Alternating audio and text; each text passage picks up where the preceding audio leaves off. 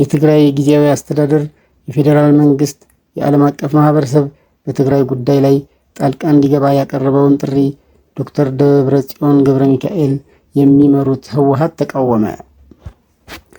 የተጀመረው ህግ የማስከበር እርምጃ ያለው ሂደት ተጠናክሮ እንደሚቀጥል ገልጾ ጊዜያዊ አስተዳደሩ፣ የፌዴራል መንግስትና የዓለም አቀፍ ማህበረሰብ በትግራይ ጉዳይ እገዛ እንዲያደርጉ ያቀረበው ጥሪ ይፋዊ ክህደትና የፕሪቶሪያ ስምምነት የሚያፈርስ ሲል ውድቅ አድርጎታል።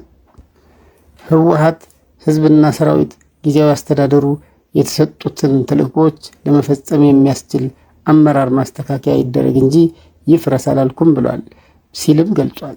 የኢትዮጵያ መንግስትና የዓለም ማህበረሰብ የፕሪቶሪያ ሰላምና ስምምነት በተግበሪያ የትግራይ ዘላቂ ሰላምና መልሶ ግንባታ እውን እንዲሆን ድጋፍ እንዲያደርጉ ጥሪ አቅርቧል።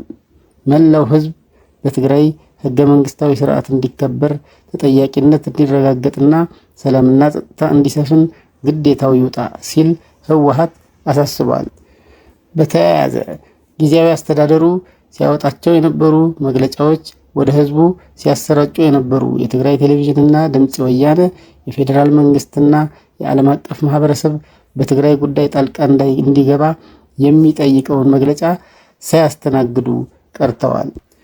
የመቀለ የቤተሰብ ምንጮች ለ104.4 የመቀለ ኤፍኤም እና ለድምጽ ወያነ ቴሌቪዥን አዲስ ስራ አስኪያጆች መመደባቸው ተናግረዋል።